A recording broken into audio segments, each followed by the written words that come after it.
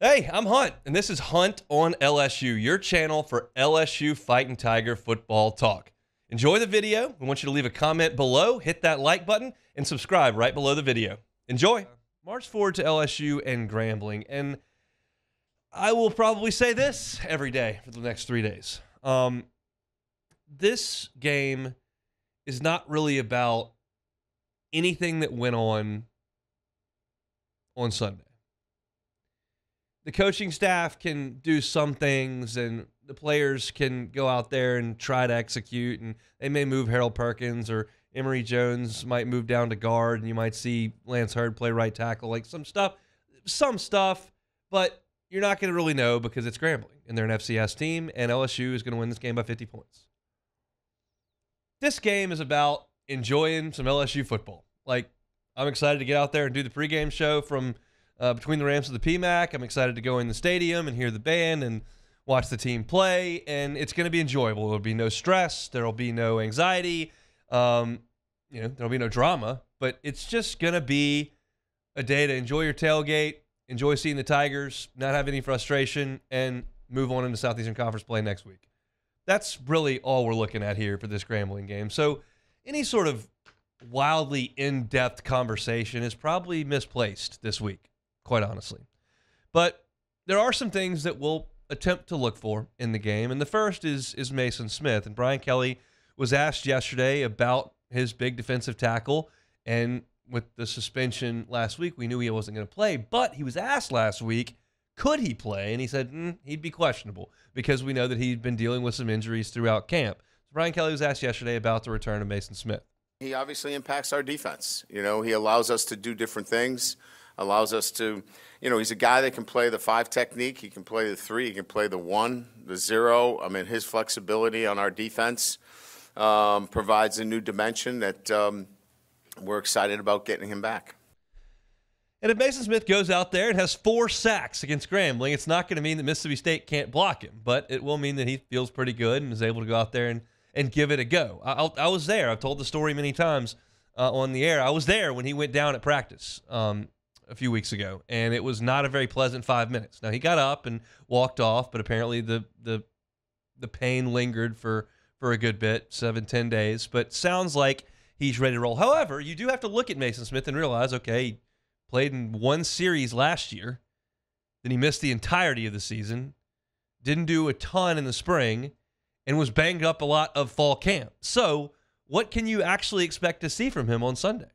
I think we have to be realistic that, when you haven't played in over a year, he's not going to be able to play the duration of the game. And, we're looking, obviously if we can get, somewhere near 30 snaps, we'd be really excited about that. So he's practicing, for us, but it's going to take a little bit of time. And that makes a ton of sense. I mean, he hasn't really played in like 20 months. It's not a year. It's like 20 months.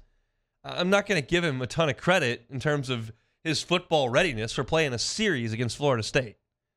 You really got to go back to the end of 2021 to the last time he played significant snaps, and he wasn't a starter on that team. So keep him around 30 snaps, probably tell him to grab a seat at halftime, where I think a lot of guys will grab a seat, but it's just good to get Maason Smith back, because I do believe this. There are some things that I'm concerned about that LSU did on Sunday in their long-term ramifications over the course of a season. But one of the things that I do think LSU has that can strengthen is the pass rush and the ability to disrupt things at the line of scrimmage. Because we saw Mekhi Wingo play really well. We think Maason Smith can play really well, and we know that Harold Perkins can go down there and play really well. So I think twofold there, more of Perkins and the addition of Smith could be a pretty noticeable impact on the LSU defense, right? Like that's something I think we can agree on. So getting Maason Smith back in this game is very, very good. Hopefully he stays healthy, gets some snaps, and is able to give you more 7 days later against Mississippi State on the road up in Starkville. Another guy who we did not see on Sunday was Denver Harris. And quite frankly, we didn't expect to see Denver Harris. If you listen to us as we went out to practice and came here, you might say, oh, y'all were sunshine pumping too much. Y'all told us all. Well, we did tell you that Denver Harris was running third team. And he did not get in the game for a snap on Sunday. So the question was asked of Brian Kelly, like, what's the status of Denver Harris? Could you give us an update on the status and availability of cornerback Denver Harris? He's available, yes. He is available. Pretty short and to the point, right? I'm going to speculate here.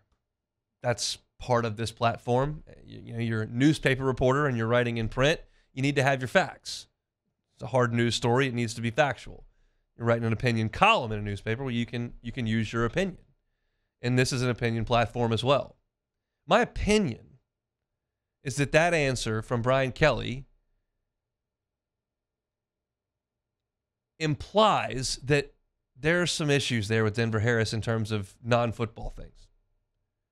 That's what I'm inferring. Like, it just feels that way. There was no elaboration.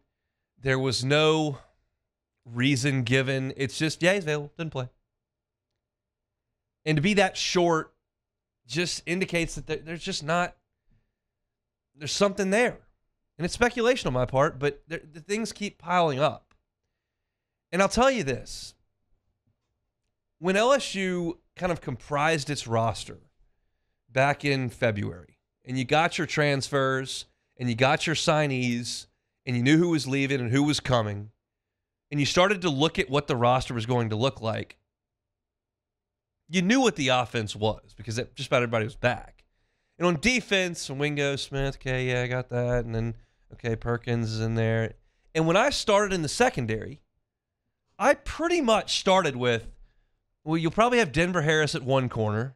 And then, whether you wanted to put Deuce Chestnut there or Zy Alexander there, or you felt like LaTerrence Welsh would take a step forward, or J.K. Johnson would recover from his injury. Like, there were plenty of uncertainties, but I generally started with, well, Denver Harris is probably your number one corner.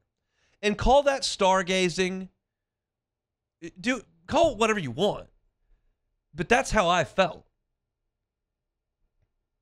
To me, he's probably their most talented cornerback. Again, I'm not a scout. But his inability to play, his unavailability for whatever reason, I think compromises this unit pretty significantly. Deuce Chestnut's not going to grow 3 more inches. Javian Toviano is not going to grow up 2 years over 2 months. He feels like the wild card, and he's unavailable, and it doesn't feel like it's football reasons. Maybe it is. Maybe he went out there in the spring and couldn't cover anybody, and maybe he went out there in the fall and couldn't cover anybody. I didn't see all that. I don't know.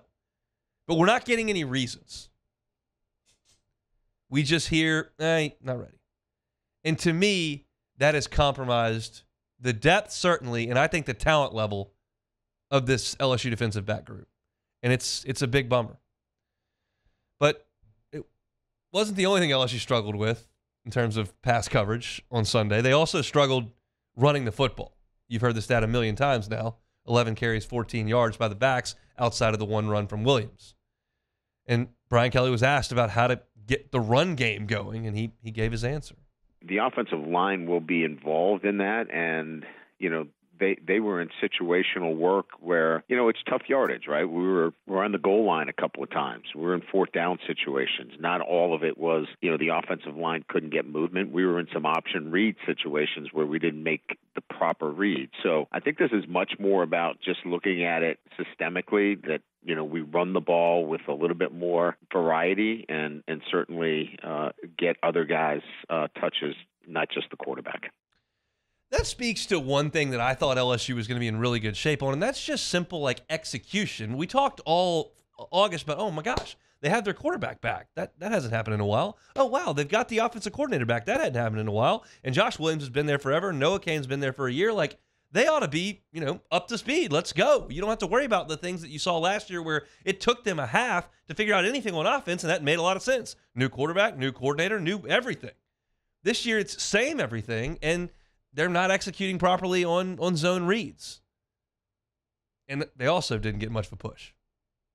Just nothing in terms of the run game was executed well. And that's something that they can work on in practice, but you're not going to prove anything to me knocking Grambling out of the way and running for 265 yards. It's an FCS team. It's just not apples to apples. Hey, thanks for watching Hunt on LSU. Before you get out of here, do us a couple of favors.